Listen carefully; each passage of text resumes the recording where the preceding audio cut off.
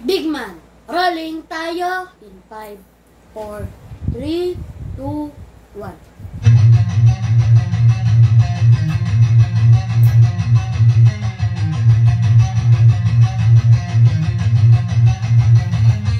Magsatabi sa daan, huwag kang babangga. Papasok si Big Man, may dala na banda. Minsan siniraan, pero di pinansin. Toxic vibes, bro, di yan sa amin. Nagka-problema, bumama pa rin. Laban lang kahit ilang saglit. Dito sa Big Man, solid ang galawan. Tunay na negosyo, hindi lang iabangan. Customer namin laging satisfied. I hear soft care, legit certified. Service ay tunay, hindi panay boast. Kahit saan ka magpunta, kami ang host. Big Man, walang katulad. Gamit ay legit, laging panalo pag sukat. Sniper o pistol, lahat ay fire. Kami ang top airsoft provider. Big Man, walang katulad. Gamit ay legit, laging pagaman, din siya. Laging may bago, laging legit.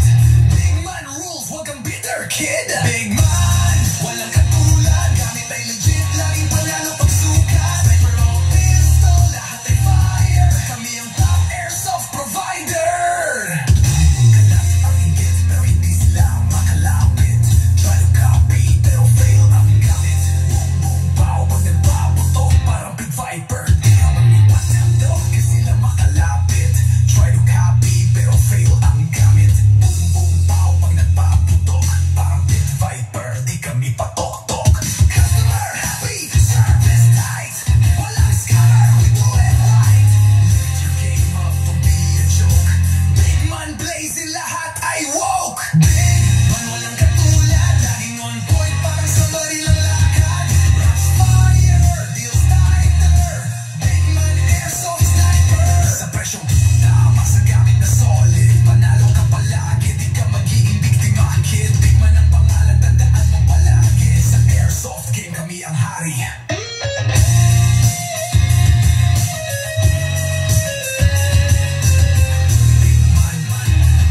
Di mo kaya tapatan. Walang gaya-gaya, panalo palagi. Kaya sa Big Man, siguradong real ka bossing.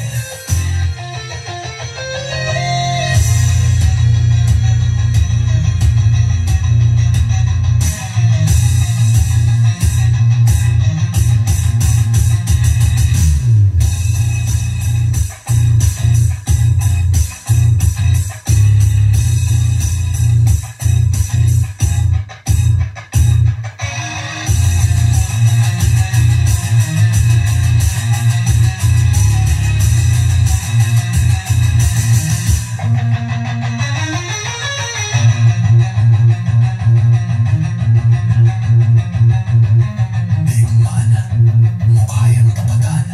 Walang gaya-gaya, panalo palagi.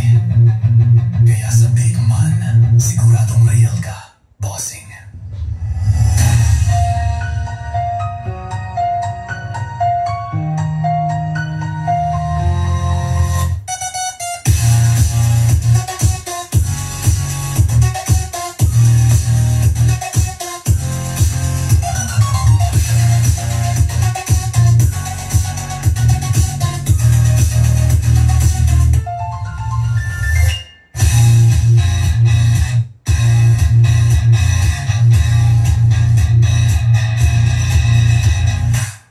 Okay, good day mga Airsoft. Good day mga ka-Big Man. Okay, isang gabi na naman tayo ng review and unbox. Pahabol po ito, no, para sa nag-iisang ka-Airsoft natin dito sa lugar ng ito yung address ni Sir, no? Pension House, San Jose, ang haba. Kawa-Kawa, Claret, Zamboanga City, Zamboanga del Sur. Okay. Ka-Airsoft natin, shoutout, good day and good evening kay Sir Arsun Arbison. Not just one, not just two, but three. Okay. Tatlo sa pinakamatitikas na unit na available natin sa ating shop. Tatlo sa pinakamalulupit na unit na available natin. Hindi natin patagalin mga Airsoft. Ano ba yung una? Okay, una, unahin na pala muna natin. From pinaka sa pinakamababa. Okay? Mga Airsoft, this is the 1911 D-Day. Okay, kung makikita nyo, box at box pa lang yan. Ayan, ha? Ganito yan sa package. Yan. Napakaganda, di ba? Box pa lang niya, talaga masasabi mo ng pinaka-premium, no? Box pa lang niya, talaga masasabi mo ng matitikas. Okay, ayan, ha? Makikita nyo, 1911 D-Day limited version. Di ba? Pag sinabing limited version, not the ordinary pistol na nakikita nyo sa araw-araw. Kunin na natin. Ngayon, itong unit na to, darating sa ka-airsoft natin ng ganito ang itsura. Yan. Yan. Kikita nyo, ha. Yung badge pa lang na nakalagay dyan, metal badge na naka-emboss. Napakaganda. Okay? Not the ordinary pistol, not the budget meal edition, not the mumurahin version na makikita nyo sa araw-araw. Okay. Ngayon, bubuksan natin. What's in the box is the history itself. Ayan, explaining kung ano nga ba yung nangyari. No? Try nyo i-google or i-YouTube 1911. Hindi 1911. Operation Overlord. Makikita nyo dyan kung ano yung nangyari, kung ano yung eksaktong pangyayari way back during the 1946. Okay? Yan. Kita nyo, tignan nyo. Box at box pa lang premium na yung unit. Okay? Tapos, comes with a dummy. Walang laman to mga Airsoft, ha. Comes with a dummy bullets kung tawagin. Ayan, o. Ayan. Sa yan dummy bullets na yan, meron 2, 4, 6, 7. 7 piraso. Ayan, o. Akala mo talagang totoo, no? Ngayon, dun sa ilalim, nakaukit 1911 D-Day. No? 1946 yung pangyayari. No? Way back nung panahon na yon. Kasi syempre, hindi pa naman tayo buhay noon, di ba? Hindi pa naman tayo buhay. Ayan. Merong 7 na dummy bullets na nandyan. Okay? Ayan, ha? Ayan. Ngayon, the unit itself, kunin natin, ipakita ko sa inyo, kumbaga, hindi nyo man siya mahawakan, masasabi kong, para nyo na rin siyang nakasama. Di ba? Isasama ko, sa pagsama nyo sa aking vlog, masasabi ko na, para nyo na rin hinahawakan yung mga unit na hinahawakan ko, kasi, bawat detalye ng unit, ipinapaliwanag ko sa inyo. Tama ba ako? Di ba? Sana maramdaman ninyo yung sayang nararamdaman ko. Okay? O, sige, kunin natin yung unit. Okay. Dahan-dahan. Siyempre, yung unit is napakatindi. No? Napakatindi. This unit is made of 2 colors. The gold and the silver. Silver ay yung tumatakbo sa taas. Then, gold yung nasa baba, plus yung mga markings niya na naka-emboss are all gold. The 1911 D-Day. Wala ka nang hahanapin pa. Talagang kung gangster ka, talagang kung collector ka, mga Airsoft, ito yung unit na hindi bumabagsak ang value. Ito yung unit na masasabi nating talagang umaangat ang value. Okay? May mga unit kasi na binili mo ngayon, kinabukasan, iba na yung value nun. Pero itong unit na to, as long as ma-preserve mo ng mahusay, hindi ko naman sinasabing wag nyong gagamitin. No? Ang sa akin lang, hanggat maaari, gamitin ninyo ng tama, gamitin ninyo ng nasa ayos. Okay? Kasi itong unit na to, tandaan nyo, hindi bumababa yung value. Pataas yung value nito. Hindi palagi makakabili ka nito. The sad part about this unit, kahit may pera ka na, hindi mo pa mabili-bili. No? Kahit meron ka ng pera, pambili, hindi mo siya mabili-bili. Kasi bakit? Hindi siya palaging available sa market. No? Ngayon, actually,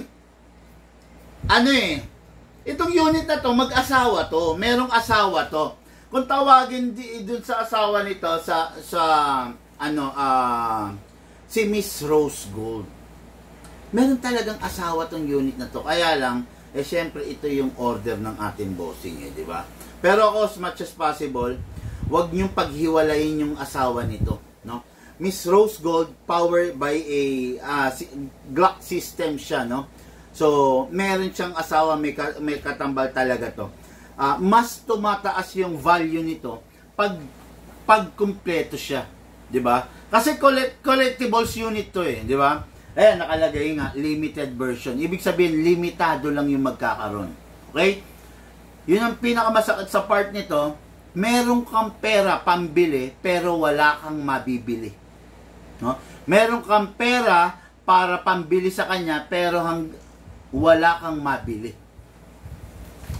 Now, I present to you the 1911 D-Day. Okay? Ayan, makikita nyo, napakalupit, napakaganda. Okay, tignan natin markings dito. Nakalagay dyan, ito, Operation Overlord D-Day. Ayan, tignan nyo. Okay? Ngayon, dito naman sa kabila, nakalagay June 6, 1944. Whatever happens on that date, nakasulat sa history.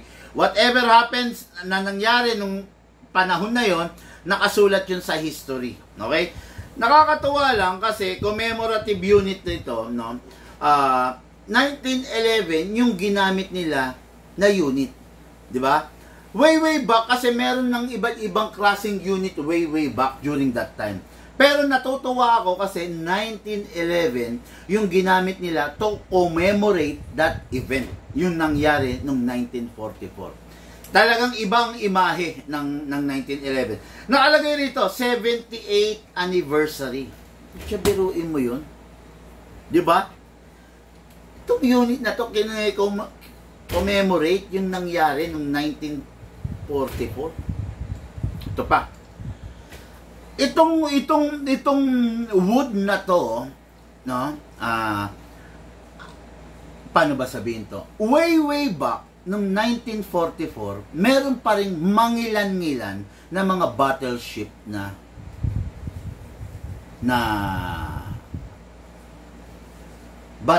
na fighter battleship na ginagamit, no? Na made of wood. Itong wood na to is yun mismo ito. Okay? Itong wood na to is a pieces of that battleship way back 1944. Kaya ayan, no? Kaya itong unit na to is napakalupit talaga. Ayan, makikita mo rito babasahin ko sa inyo. They fight not for the loss of conquest. Nandyan dito. They fight to end conquest. They fight to liberate. Yan. Nakakakilabot. Ganun nakakakilabot tong unit na to. Okay? So, again, this is a 1911 D-Day unit. May pambili ka. Pero hindi ka magkaroon nito. This is a very rare, limited unit. Actually, mga airsoft, 18 pieces lang yung dumating nito. Tatapatin ko kayo, sa 18 pieces na yon, ang hawak ko is 3 pieces na lang, no? Kasi yung iba, binili na ng ating mga big time politician, big time celebrity, big time na mga tao sa industriya ng showbiz, ng politiko, dito sa atin sa Pilipinas, no? Kaya ito, ang hawak ko nito, 3 piraso na lang. Yung huling 3 beses na magkakaroon nito, napakaswerte nyo. Gusto kong ipakita sa inyo yung asawa nitong unit na to. Lucas, pasuyo. No? Samantalayin ko itong pagkakataon na to kasi hindi everyday makikita nyo to at saka paubos na kasi talaga to no? So, it means na habang ito nauubos, darating yung point, yung time na hindi nyo na talaga siya makikita. Paubos na to. Okay? 1911 D-Day, ito yung mismong asawa niya, yung Miss Rose Gold. Okay na? Ganun din. Buksan mo muna. Okay. Okay. Ayan mga airsoft, no? Ganun din yung casing niya. Napakaganda rin, napaka-special din. Tandaan nyo wala kayong ibang makukuhanan nito, wala kayong ibang mabibilhan nito. Bumaba. Kanina pa? Hindi. Pagka, ano, O tinamaan mo lang? hindi. Bumaba. So wala siya nakikita. Meron. O yan ha. Wala kayong ibang makukuha niya nito. Dito lang. Okay? Yan, buksan natin. Kung ito si 1911 D-Day, ito yung asawa niya. Mas modern type na. Miss Rose Goldsmith. Parang ano, Mr. and Mrs. Smith. No? Okay, ayan. No? Kung makikita nyo mga ka-airsoft, meron siyang kasamang badge plate. Ayan. O, okay? Meron siyang kasama. Meron din siyang kasamang commemorative coin. Ayan, nakalagay dyan. No? Yung flag ng Amerika. Okay? Lagay natin dyan. Meron din siyang kasamang dummy 9mm bullets. Okay? Ilan yan? 2, 4, 6, 8, 10. 10. Tapos, I'll present to you Mrs. Rose Gold. Okay. Yan ha. Ayan. Mga ka-airsoft, nag-iisa na lang po ito. Nasa display ko. Sad part nga, kahit may pera ka, hindi ka makakabili nito.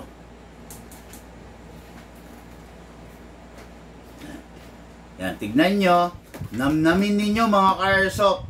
Tignan nyo kung anong quality ang meron yung unit na yan. Putya, grabe ang kinang. Grabe. Yan. Okay? Yan. Kinikilabutan ako dito sa mga unit na to kasi isa sa mga pinakamatitikas to talaga pagdating sa mundo ng airsoft. So, let's release the magazine. Ayan, makikita nyo. Gold. Fully upgraded. Pucha, half-up rubber, repair type, napakaganda. Nozzle, big bore. 1911 siya, di ba?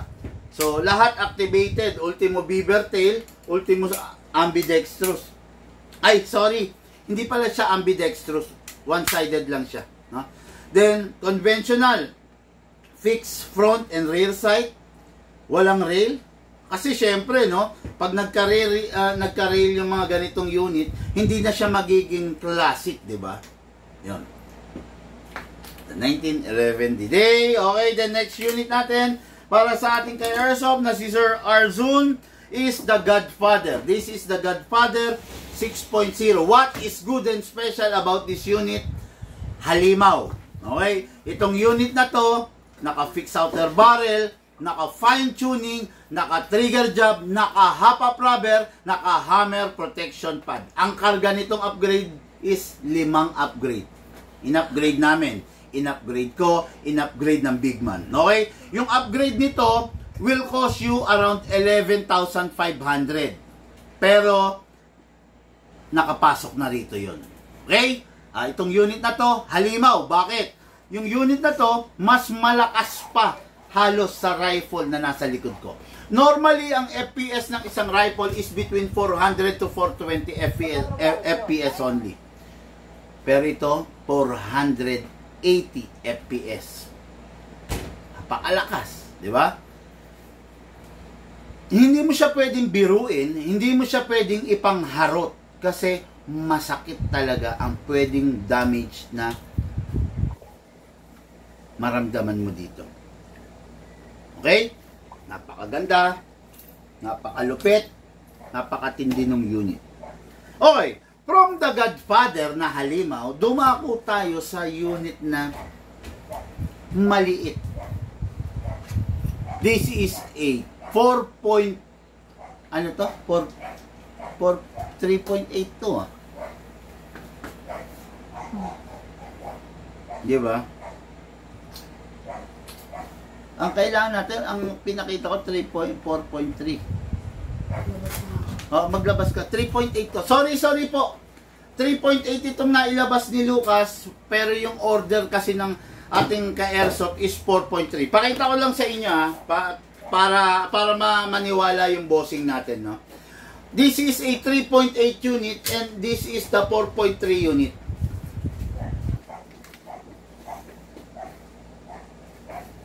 Ayan.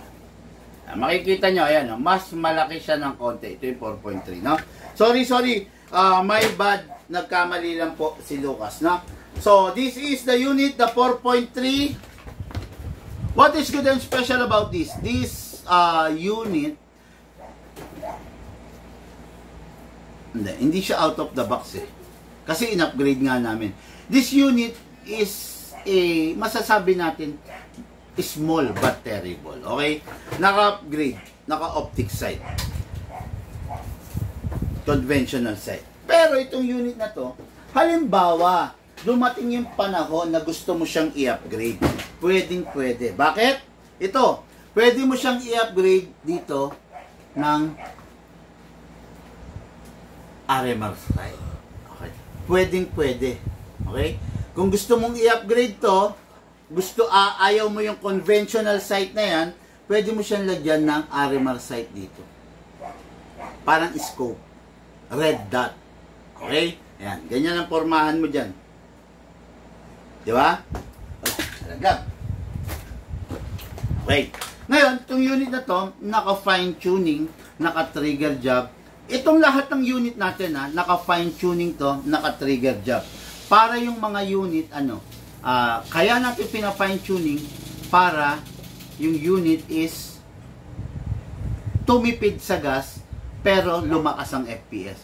Kaya natin trigger job para yung unit is less yung mga chances ng wear and tear. Okay? Ngayon, naka-fine tuning, naka-trigger job, hindi pa po ito naka-fix sa outer barrel. Okay? Tapos, naka-hammer protection pad and naka-half-up rubber na po. Malupit. Lupit, oh. Okay, this is, kung tawagin natin, the 2011 Staccato 4.3. What is good and special about the 2011 Staccato? Yung maker nito is the STI. Original ang Staccato is nanggaling sa STI. Since during the pandemic, nagkaroon ng problema yung company, nag-rebrand sila. Lumabas ngayon yung Staccato. Okay? Kaya wala na kayo makikita halos na unit na STI. Pinalitan na ng Staccato. Napakalupit, napakaganda ng unit, napakasarap. Okay? Yan, lahat yan, yung tatlong unit na yan. Unit ng nag-iisang tao. Si Sir Arbison of San Jose, Kawa, Claret, Zamboanga City, Zamboanga del Sur. Shoutout sa'yo, bossing!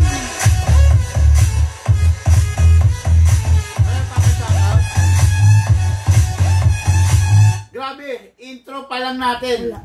Para dito sa mga napakalupit na unit. Kalahating oras na. Okay, so let's begin. Unahin na natin doon sa pinakamura. Papunta naman tayo sa pinakamahal. Okay? This is a 2011 Staccato. Big man! Anong pinagkaiba niya sa 5.1? Okay. Pinagkaiba nito sa 5.1 is yung size. Siyempre, kuha tayo ng 5.1 para lang makita ng ating bossing.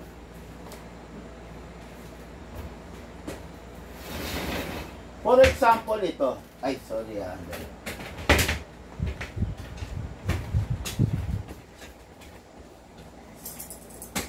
Okay. Ito, example lang naman to. This is a 2011 5.1. This is a 2011 4.3. 5.1 laban sa 4.3, ayan. Okay? So, definitely, mas maiksi siya, mas compact siya than the 5.1. 5.1 itong isa eh. Ayan ha. Ayan. Yan ang pinagkaiba nila. Okay? So, since 5.1, since 4.3, ano yung performance nito over the 5.1? Ang kasarapan dito, feel na feel mo siya, mapalag, aggressive, bawat putok. Mas humahaba, mas accurate na matatawag. Okay? Mas humahaba, mas pino, kaya nga mataas ang FPS. Pero ito, dahil nga 2011 Staccato siya, expected na natin na malakas talaga yung palag nito. Okay? Ngayon, itong unit na to, since 2011 Staccato, kilala ang Staccato, sa pagiging reliable pistol. Okay? Ayan, makikita nyo, may rail dito sa baba for the upgrades. Ano ba yung mga upgrades na pwedeng ilagay dyan? Number 1, laser. Number 2, flashlight. Number 3, scope mount. Diba? Pero ako sa akin lang huwag nyo nalagyan to ng scope mount kasi compatible na siya with the RMR eh. Hindi kasi lahat ng unit, halimbawa gusto mong bihisan yung unit. Hindi lahat ng unit pwede mong lagyan ito. Diyan sa ibabaw. Hindi lahat compatible sa ganito. Okay, pakita ko sa inyo halimbawa, yung 2011 na naka-set up.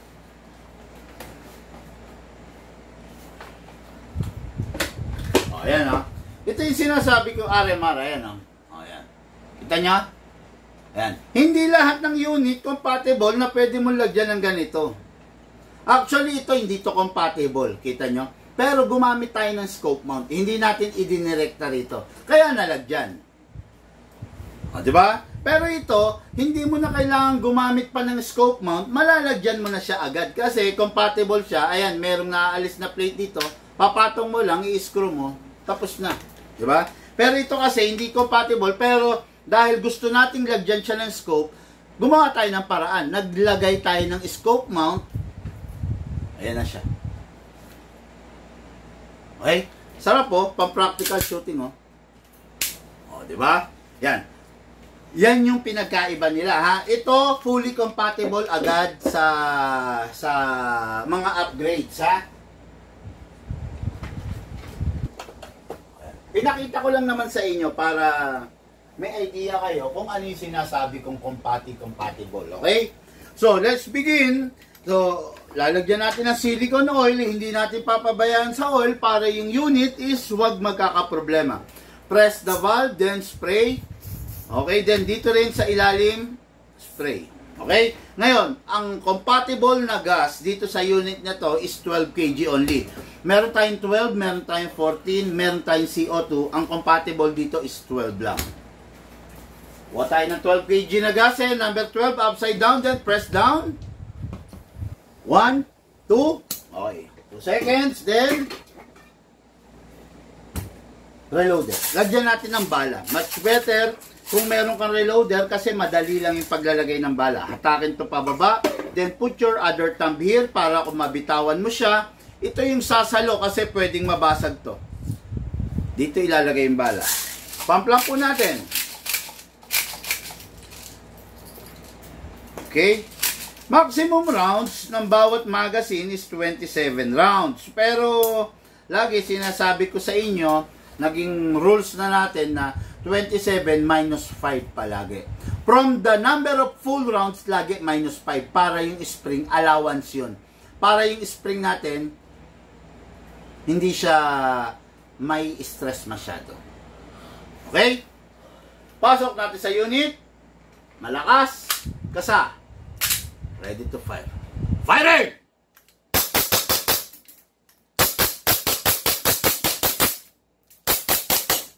Open slide. Kasi wala na pong bala. Next thing to do, release the magazine. Siyempre, release the slide. Then rest the hammer by pressing the trigger. Okay. Tapos siyempre, yung unit natin, malangis. Lagi natin dapat wipe those excess oil. Aalisin mo yung excess oil, okay? Yung unit natin dahil nga upgraded, 'di ba? Upgraded. Kung mapapansin niyo, nilagyan natin ng gas 2 seconds lang. Upgraded na yung unit Kaya matipid sa gas. Okay? Pag yung unit hindi upgraded, malakas sa gas. Pero dahil yung unit upgraded, matipid sa gas. Nagpaputok tayo 2 seconds. Ay, naglagay tayo 2 seconds. Nagpaputok tayo ng 20 rounds. Tingnan natin. 21, 22, 23, 24, 5, 6, 7, 8, 9, 10. Okay. Nagpaputok tayo ng 20 plus 10, 30 rounds na ang ibinigay sa atin na putok ng 2 seconds. Ang tanong, meron pa ba? Meron pang lamang gas kasi malamig pa. Okay? Ngayon, pag nararamdaman ninyo na yung magazine ninyo malamig, with the heat na dala ng yung body temperature, pwede mong i-apply sa kanya. para yung yellow sa loob na nag-form ng yellow, mag-melt down, maging ano siya, maging gas, maging hangin. Okay? Kaya, pag naramdaman mo na malamig na yung magazine mo, ang gawin mo, pisil-pisilin mo para mag-melt down using your body temperature. Okay? Ayan. Pag nag-melt down na, pwede na natin ituloy. Pero 1, 2, 3, 4, 5, 35 rounds para sa 2 seconds. Not the typical na nararamdaman ko, pero na ipapakita ko, pero I was expecting 40 ano. Pero siguro dahil sa una pa lang, pero eventually yan titipid din yan, no? Pero not bad na rin kung tutusin 2 seconds 35 rounds ang binigay niya, not bad na rin. Okay, the Staccato 2011 unit ng ating ka-airsoft, isa sa unit ng ating ka-airsoft, Arson Arbison. Hello!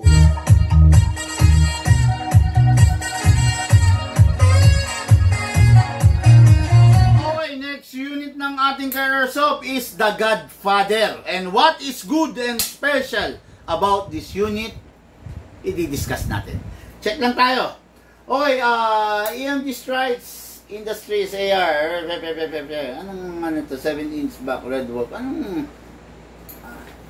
Ano nito? Pakana nito.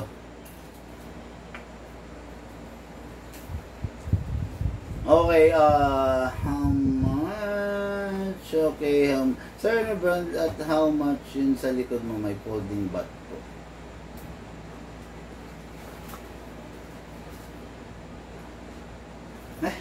Hindi ko alam. Hindi ko gano'n maintindihan yung mga tanong. Ewan ko. Okay, this is a 2011 6.0. What is good and special about this? Mahaba, malaki, matikas, barako, malakas. Okay, 2011 yan. Kahit anong sabihin mo, 2011 yan. Powered by a caliber 45. Hindi siya Glock system, hindi siya Beretta system. 2011 caliber 45 system. Okay? Optic front, optic rear. Naka-magwell. Ayan ang isa sa mga matitindi dyan. Okay? Naka-fix outer barrel, naka-fine tuning. Meron kang sample nito hindi naka-fix. Diyan sa mga box natin. Wala? Hindi, doon.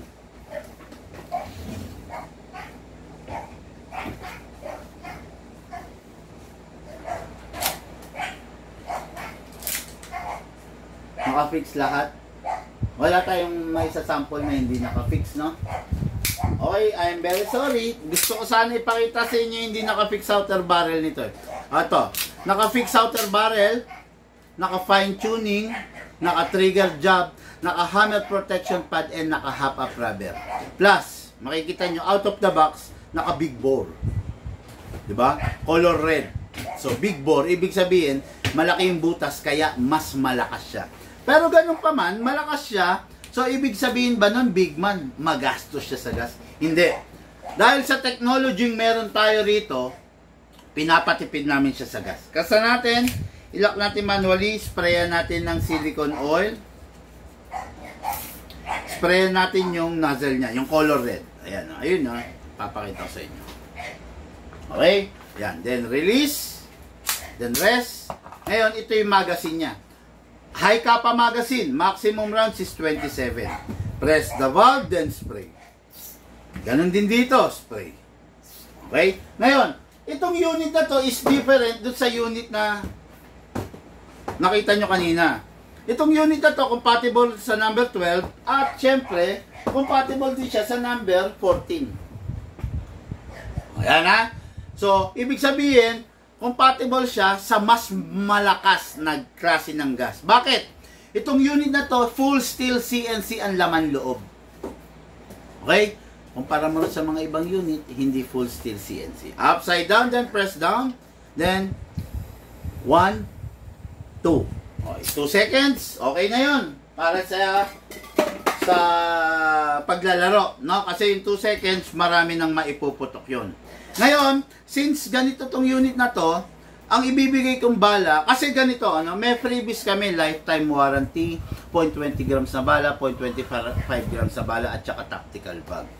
Itong bossing natin, hindi ko nabibigyan ng tactical bag, bibigyan ko siya ng hard case. Okay? Huwag kayo magtatampo, kasi syempre, 3 matitinding unit yung kinuha eh, di ba? Syempre, ayun, no? Okay. Itong unit na to, sabi ko nga kanina, capable ng 14 kg kasi full steel CNC to. Okay? Tapos, dahil nga doon, sa quality ng unit na yan, in-upgrade pa natin, kaya mas naging maganda yung performance nito. Okay? Ngayon, lagyan natin ng bala. 0.30 lalagay ko kasi malakas to, kasi matindi to.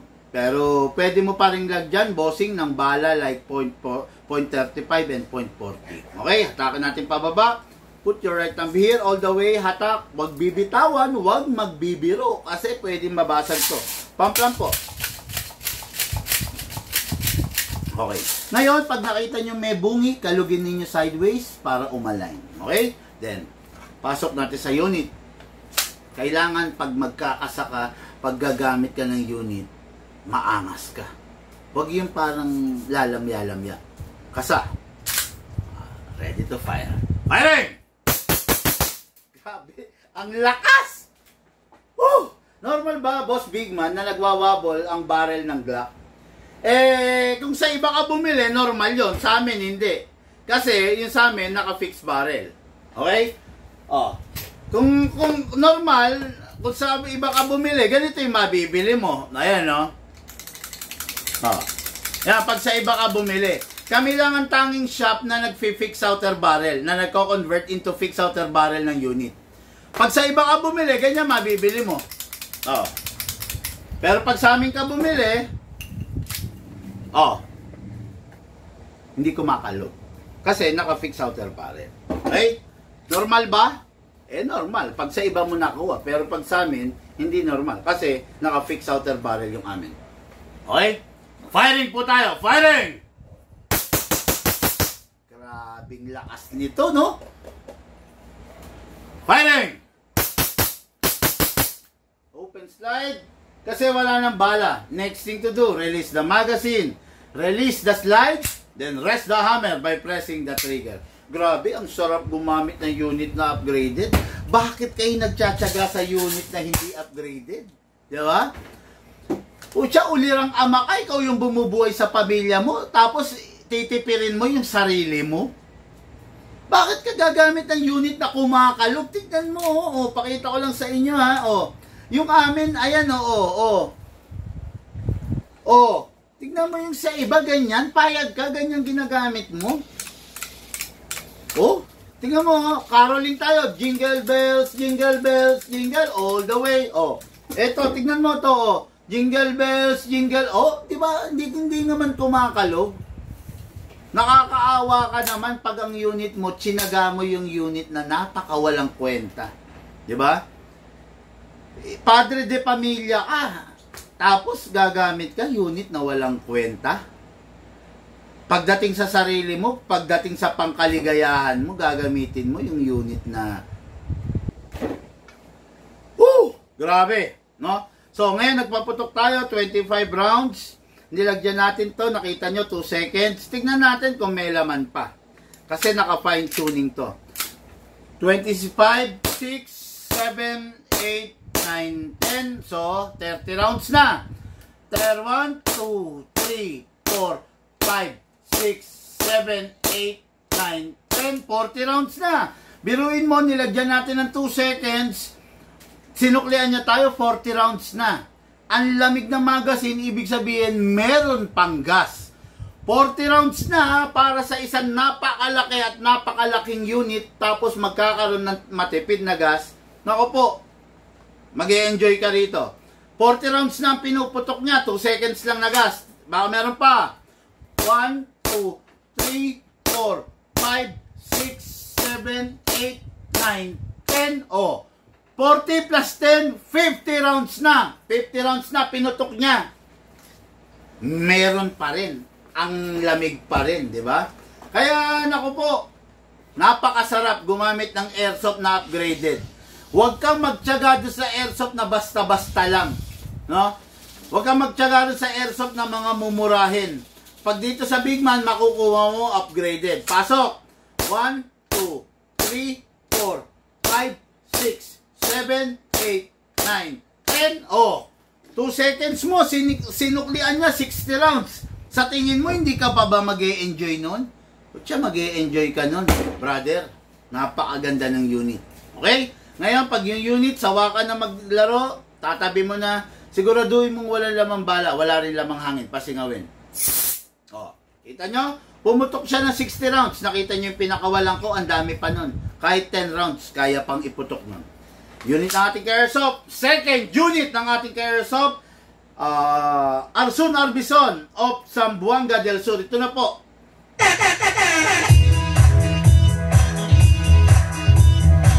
Okay, next unit and for the main event.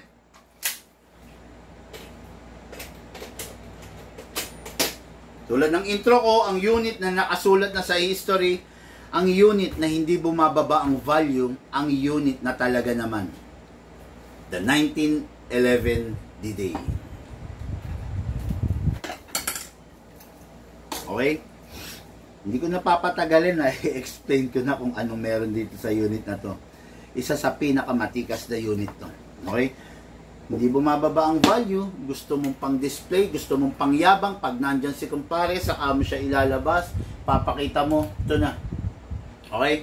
Yung kumpare mo, kahit may pera, kahit mayaman, may pambili, wala siyang mabibili.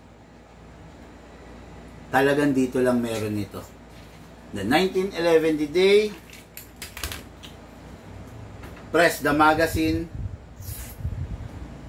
Okay, then the inlet valve. Punin natin yung unit, kasa natin, ilock natin manually. Spray. Spray. Then release. Then rest. Napakalupit nito. Gamitan lang natin siya 12 kg mga ka-airsoft pa. Compatible siya with the 12 kg. Hindi siya pwede sa 14. Upside down, then press down. 1, 2. 2 seconds. Diba? Very unique yung magazine nito. Kasi ito, papakita ko sa inyo. Ang isang magazine ng ordinary 1911, yung mga mumurahing 1911, WE sabihin na natin ha. Single stock magazine lang, anipis lang, kasi nipis lang nito, di ba? Ito, ang malalaman lang nito, 14 rounds. Yun yung mga ordinary 1911. 14 rounds lang. Pero ito, 28 rounds.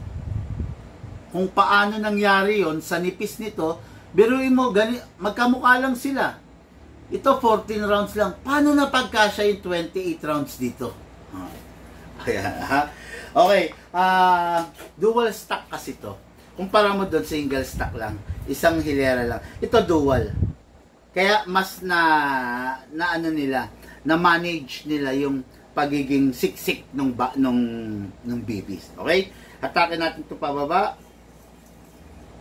Then, pwede natin itong ilak pakanan or pakaliwa. Ayan. Diba? Yung mga ibang unit, hindi mo pwedeng bitawan, diba? Pero ito pwede. Ngayon, malalagyan natin to ng bala. Up sa, ayan. Ayan. Kita nyo? Ayan, papakita ko sa inyo yung itsura ng bala. Alternate siya. Diba? Alternate. Ngayon, since alternate, kalugin natin pag nakita natin na yung magazine natin is bungi-bungi. Kailangan solid. Pasok natin ngayon, ay ito. Okay? Pasok natin ngayon sa unit. Kasa. Ready to fire. Sarap. Grabe, iba talaga na idol. Biruin mo nagde-demo lang ako, naaaliw pa ako.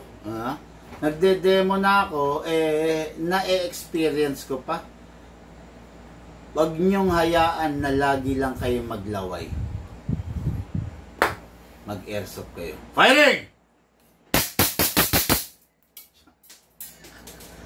Ang lakas! Firing!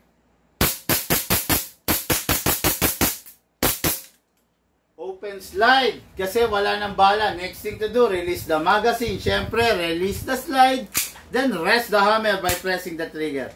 Tapos yung unit, maganda, matikas. Huwag nating hahayaan na itatabi natin ng hindi pinupunasan. Okay? Kasi yung mga acid na dala ng kamay natin, yan yung sisira doon sa mismong coating ng baril. Di ba? Kaya kailangan lagi natin pupunasan. Hanggat maaari, dapat walang markings ng iyong daliri, no? Yung ganda. Ayan, no? Okay mga ka-airsoft, 1911 D-Day, 3rd unit ng ating ka-airsoft, Arsun Arbison. Napakalupit, napakaganda.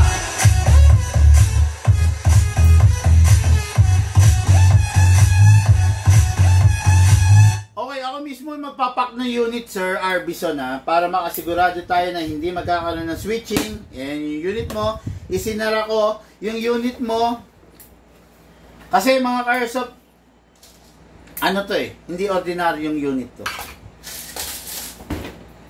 Mamahaling unit to, kaya gusto ko ako mismo yung nagpack. Okay? Pack natin. Sara natin.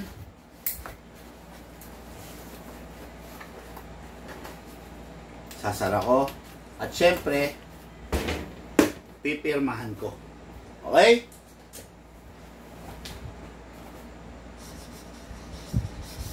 Ayan, pirmahan ko.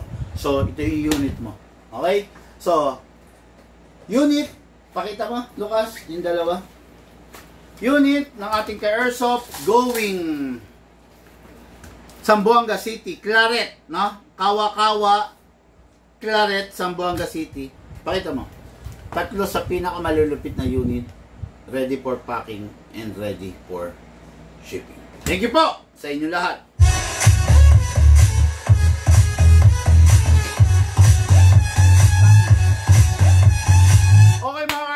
Bago tayo maghiwa-hiwalay, maraming salamat sa lahat na nag-share ng ating live video. Doon sa mga hindi pa nag-share, mga airsoft, share nyo na yung ating live video para po dumami tayo sa ating community. At bago ko kayo iwanan, pakinggan nyo po ito.